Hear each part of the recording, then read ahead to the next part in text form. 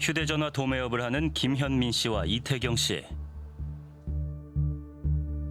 오랜 기간 성실하게 일궈온 사업이 위기에 빠졌습니다. 휴대폰 납품을 약속했던 계약자가 도망가면서 사업이 휘청거렸습니다. 이 친구한테 예약받은 것을 다 등록까지 할 만큼 업무 처리를 다 했는데 물건 공급을 못하는 거예요. 추궁을 했죠. 우리는 이거를 근거로 해서 소송을 진행할 수밖에 없다. 서초동의 한 법무법인을 방문, 위약금 청구 소송을 진행하기로 했습니다. 위탁 판매 계약을 도와줬던 이모 변호사는 승소를 자신했고, 그래서 더욱 믿음이 갔습니다. 그래서 당연히 이 변호사는 상당히 자신감을 내보였고, 왜냐하면 누구보다도 이 약정에 대해서 정확하게 알고 있고, 이 친구나 저나 뭐 법에 대해서 무지하니까 당연히 이제 변호사한테 모든 걸 맡기고 변호사 진행하는 걸 신뢰하고 있었죠. 사건 수임 계약을 하고 소송 착수금 880만 원을 지불했습니다. 당시 상황에선 큰 돈이었습니다. 그때 사건 때문에 저희가 하고 있는 업을 접어야 되나 말아야 되나 그렇게까지 갔었거든요. 현금도 많이 없었고 이제 카드 한도도 많이 남아있지가 않아서 좀 복합적으로 결제를 했어요. 카드로 얼마를 긁고 현금을 이체를 하고. 약 1년의 기다림 끝에 재판은 승소했습니다. 이 변호사에게 받은 판결문엔 두 사람의 요구가 그대로 반영돼 있었습니다. 위약금 2억 원, 그동안의 마음고생을 보상받은 듯 했습니다. 저는 인생 살면서 판결문을 그때 처음 봤어요. 제 부모님한테도 판결문을 다 보여드렸어요. 왜냐면 걱정을 많이 하셨으니까. 봐라, 나 승소했다. 걱정하지 마라. 이걸로 이제 위약금 받아가지고 그동안 이제 우리가 손해봤던 금액 메꾸고 할 수 있다. 이렇게 얘기를 했는데. 그런데 끝이 아니었습니다.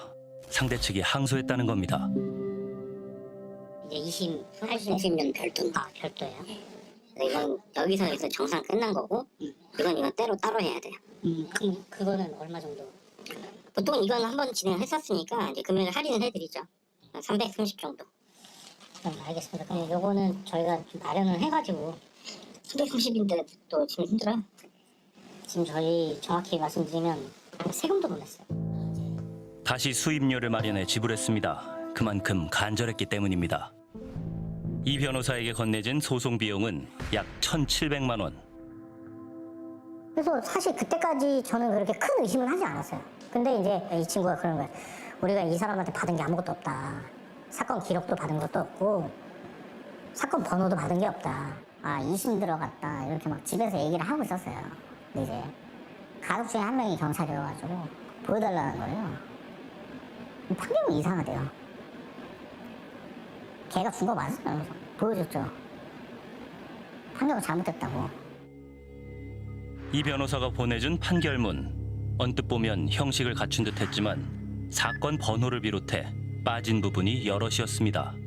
막 판결 올라온 거에는 뭐 사건 번호 뭐에 뭐 이렇게 쫙 돼 있고, 맨 마지막에 판사 도장 땅땅땅 찍혀 있고, 밑에 뭐 어디 법원장 해갖고 큰 도장 땅 찍히고 이렇게 돼 있더라고요.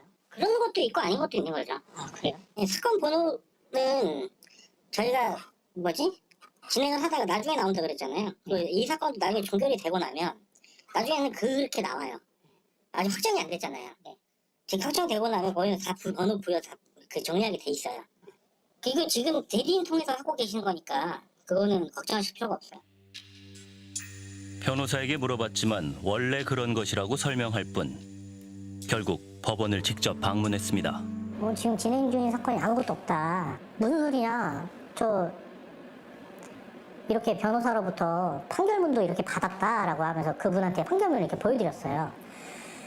그랬더니 그분이 하시는 말씀이 천만이가 그거였어요. 이 사람 변호사 맞냐? 이 사람 개인 변호사도 아니고 법무법인에 소속된 변호사다. 홈페이지에도 얼굴 나온다. 내가 법조계에서 거의 한 40년을 일을 했다. 근데 나는 이런 양식의 판결문을 나는 본 적이 없다.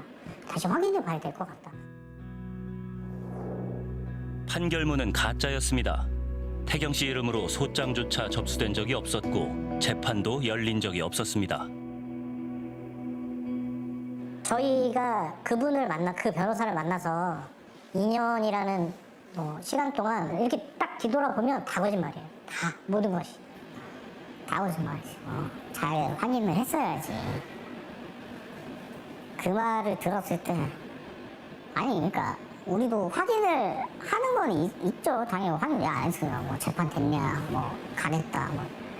아니 뭐 상상을 할 수 없는 일을 어떻게 확인을 해요. 솔직히. 태경 씨와 현민 씨가 의심할 때마다 법률 지식을 동원해 적극적으로 설명했던 이 변호사. 그 변호사한테 얘기를 했어요. 그럼 저희도 가야 되냐? 가야 되는 줄 알았어요, 저희는. 그랬더니 그 변호사가 아니 변호사 수임을 했는데 왜 가냐? 갈 필요 없다. 자기가 가서 이제 보겠다. 법정에서 있었던 일을 생생하게 전해주기도 했습니다. 그 친구가 이제 횡설수설했다.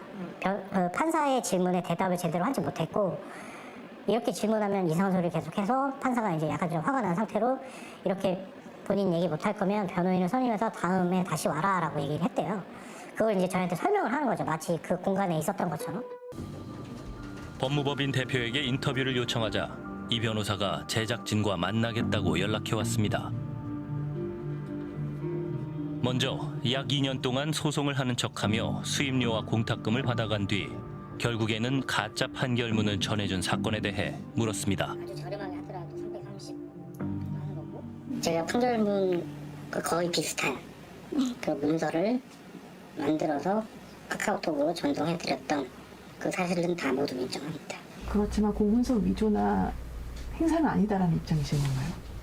지금 근데 그런 법리적인 판단을 좀 말씀드리기는 그건 좀 의미가 없는 것 같고 당연히 의뢰를 했던 의뢰인들은 당연히 소송을 하고 있는 것으로 알고 판결문이 나왔다는데 왜 안 보내주냐 뭐 이런 독촉을 계속 받다 보니까 저도 모르게 해서는 안 될 일을 하게 된 겁니다.